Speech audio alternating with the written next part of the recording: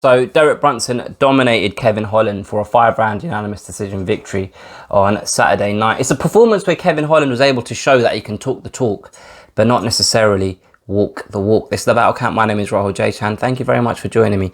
Now, look, first and foremost, apologies because I'm a little bit late with this one. I did intend to make this video earlier on in the week, but I just didn't get around to it because sometimes life gets in the way. It's been busy. It's been a little bit hectic, and I nearly gave up on the idea of making this video. But let's face it, this has been the talk of the MMA town this week, no pun intended. And if you know me, if you're familiar with the channel, you'll know that I literally spend hours every week watching or listening to MMA content, whether it's on YouTube or podcast platforms. And my main kind of reason for making this video is I've heard a lot of opinions about this fight and why Kevin Holland behaved the way in which he did. But I haven't really seen anyone express an opinion that I have up until yesterday. Yesterday is the first time I saw someone prominent in combat sport media, and it happens to be legendary trainer Teddy Atlas, so I'm in good company, express this opinion. And it's an opinion that I've shared previously on a few occasions. And one example that I can think of is Conor McGregor in the lead up to his fight with Khabib. And what I call this behavior is a deferral of responsibility. And what I mean by that is this. So taking Conor McGregor as an example, he's a guy that is loud, brash, he's quick with his tongue, he's not scared to insult his opponent. But he's also a man that prides himself in his training and preparation for fights. And he's a guy that talks on a regular basis about how meticulous he is in preparing himself for a fight, so he's in peak physical condition come fight night. And the behavior that I'm talking about specifically in the lead up to the Khabib fight is 2 days before the fight, during the press conference, what we saw was Conor McGregor sat there with a bottle of Proper 12 in one hand and a glass of whiskey in the other, having a drink. Now that behavior doesn't correlate with a man that is meticulous about his training regimen or his fight camp for fight night, right? So he was sat there 2 days before his fight having a drink of whiskey. Now, for me personally, seeing him do that was just Conor McGregor having an inbuilt excuse if he didn't win on fight night.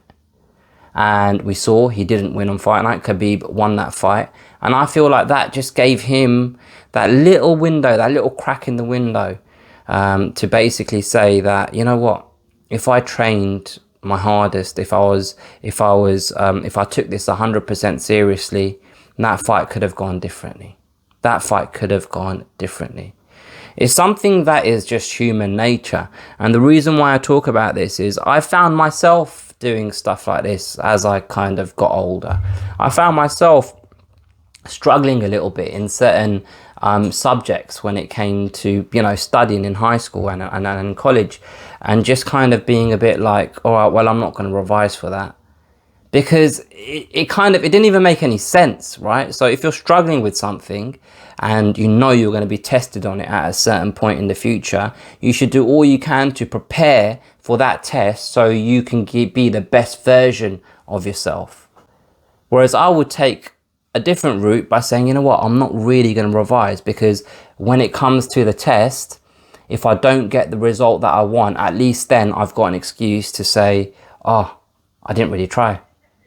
But I wasn't consciously saying this to myself. It was almost like, oh, I don't care, I don't care, I don't care, I don't need to revise, I don't care, I don't care. And then bam, I'd do the exam, I'd get my results, and then I'd be like, oh, but if I tried harder, I'd have got a better result. And that's why I talk about this deferral of responsibility so much, because I've done it myself, right? And I see other people doing it, and like I've seen people say, oh, Kevin Holland just started believing his own source, and he got wrapped up in the persona of being a guy that talks and blah, blah, blah, etc., etc., etc. And that's not how I see it. That's not how I see Kevin Holland. And the alarm bell started ringing for me during his appearance on the Joe Rogan Experience. which was a couple of weeks ago, where Joe Rogan was asking him about basic things that fighters do to prepare for fights and try to improve, whether they're in camp or whether they're just training to get better. Basic things such as nutrition, such as strength and conditioning, such as running, such as using coaches to help you with the mental side of the game. And for me, majority of the times when Conor McGregor, when Joe Rogan was talking about these things with Kevin Holland, what do you do about this, or what do you do about that, or how do you improve here? Kevin Holland just was being this aloof asshole, to be frank. And watching him, listening to that, I thought to myself, this guy is, on one hand, he's a guy that talks about wanting to be world champion, wanting to fight Israel Adesanya. And on the other hand, he can't have a conversation with Joe Rogan about his training and what he's doing to be a better version of himself. And on top of that, his trainers having to jump in certain intervals during the conversation to say, oh no, this is what we do about this, or this is what we do here. And then while I was listening to that, I just wasn't sure, is Kevin Holland playing a role here? A role that is in line with his persona in the octagon? Or is this just Kevin Holland? A guy that has kind of just got lucky, because let's face it, when he fought Darren Stewart, that was a razor thin victory for Kevin Holland. And after that performance, it seems like he's had a rocket strapped to his back and he's gone off into the stratosphere. But if you actually look at his record, and I've said this previously as well, it's not just me saying this now that he's lost, but if you actually look at his record and the names on his record, the only one since that Darren Stewart victory, and I'm doing this right now, that I'd say I'm like really kind of impressed with is Jacare. And what version of Jacare is that? Because for me, for my money, it's a guy that just doesn't have what he once had. He's a shadow of his former self, right? And now this was his actual test. He's fighting a top 10 middleweight who's well-rounded, and he's a guy that is good everywhere, effectively, right? But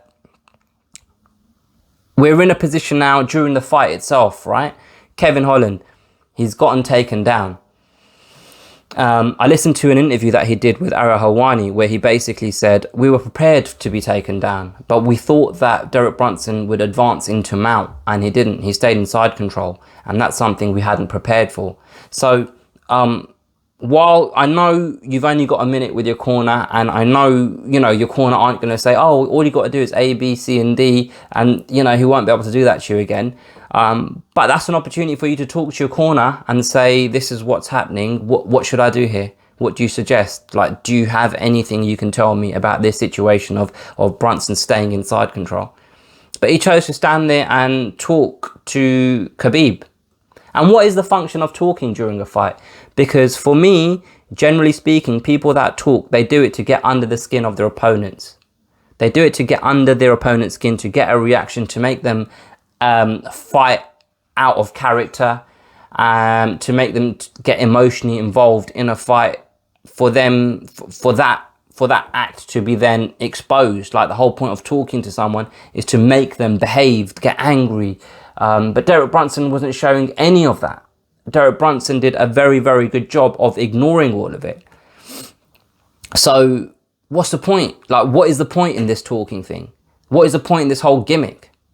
And to me, it was just simply a deferral of responsibility, because when he got taken down in that fight, he realized, shit, I haven't got an answer here. And rather than knuckling down and saying, you know what, I'm just going to have to try. I'm just going to have to try and get back up. I'm going to have to go back to my corner and actually say to them, look, what do you think I should do in this situation? He just kind of shrugged his shoulders and played the class clown, effectively. Just so he could walk away from that octagon saying, you know what, if I tried my best, I could have beaten him. I could have beaten him.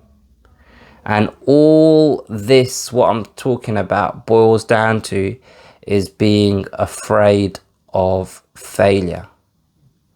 Is being afraid of giving the best version of yourself and still coming short and still failing. But the ironic thing is whichever way you look at it, you still fail. right? So, like, he can now go home and lie in his bed and take some form of solace in, you know what, I didn't try my best. I didn't try my best. And if I did, on another day, I'd beat Derek Brunson. But what good is that? Because you had the opportunity to beat Derek Brunson and you lost. Do you know what I mean? So either way, you're fucking losing. So doesn't it make sense to just try your best, give it your everything, and then when you come short, at least then you can lie in bed and say, you know what? Yeah, I tried my best. It just wasn't good enough. At least then to yourself, you're not living in regret. I don't know. And that's kind of how I see this whole situation. And to go back to Teddy Atlas, it's the first time I've seen someone, like I say, prominent in combat sport express this opinion. And Teddy Atlas did it a lot better than I did, because he gave examples of fighters that he's personally trained where he saw these patterns of people just not trying their absolute best because they were scared of what might happen if they do try their best and they still fail. And I just honestly, I think it's interesting, man. I genuinely think it's interesting, and I'll put a link to it in my description thing. But that's my opinion. That's my opinion on Kevin Holland.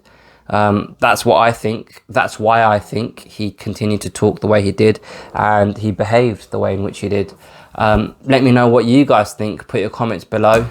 If you've enjoyed this video, please don't be scared to like it, share this with a friend, subscribe to the channel if you haven't already, and I will catch you guys next time.